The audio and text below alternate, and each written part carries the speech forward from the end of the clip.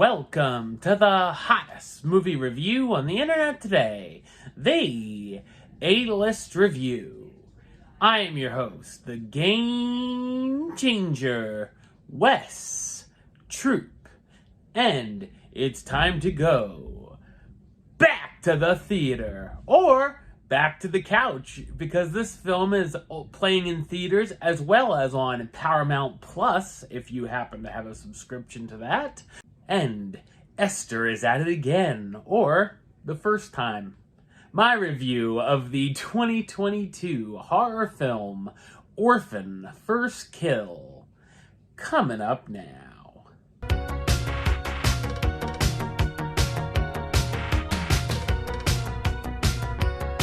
In 2007 Estonia, Lena Klammer is a very dangerous psychiatric patient at the Sarn Institute.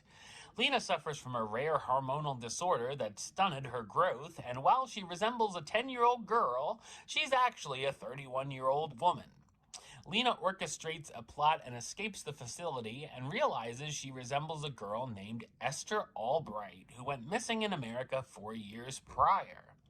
Lena poses as Esther and attempts to trick the wealthy Albright family into thinking that she's their missing daughter. So what did I think of Orphan: First Kill? I thought it's an entertaining psychological horror film. It of course acts as a prequel to the 2009 horror flick Orphan.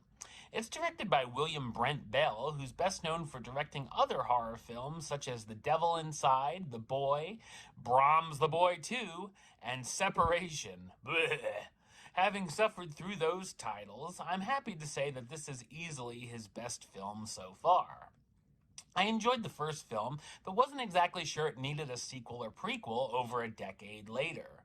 One of the first things I was worried about here was the fact that star Isabelle Fuhrman is now 25 years old, so it's a lot harder to pass her off as a 10-year-old girl. While they try and use the de-aging special effects and body doubles, it's certainly distracting and can be pretty rough. The other worry is that if you've seen the first movie, the cat's already out of the bag to what the surprise is. Luckily, this prequel does have a twist of its own around the midpoint, and it keeps things enjoyably fresh. At first, I was afraid it was just going to be a retreat of the first film, like many other horror sequels like to do, but thankfully, it does get better once that twist kicks in. It's intriguing that the film almost turns Esther into an anti-hero, where we actually root for her at times and want to see her take out some of these new characters. I wouldn't say the film is scary or even all that creepy, but there are some thrills here and there. There's also a number of bloody kills that are certainly amusing as the bodies start to pile up. It also packs in some dark comedy, which I really wasn't expecting, with some genuine laughs. The cast stars Isabelle Fuhrman, reprising her role as Lena Klammer, aka Esther, the dangerous murderer who attempts to pass herself off as a 10-year-old missing girl. Julia Stiles as Trisha Albright, Esther's mother, who will do anything to protect her family. Rossif Sutherland as Alan Albright, the famous painter and Esther's father who's thrilled to have her back, and Matthew Finlan as Gunnar Albright, Esther's spoiled and pampered brother.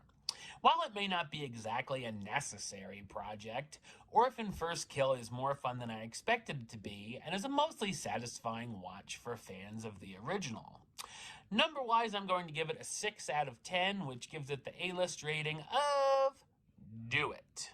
Alright, well that's the show. I'll be back with another review very soon. But until then, don't forget to subscribe right here on YouTube. youtube.com/westside515. Like the show on Facebook, facebook.com/westtroupaList. And of course, you can follow me on the Twitter, Instagram, and Letterboxd at WesAList. Until next time, Troop out.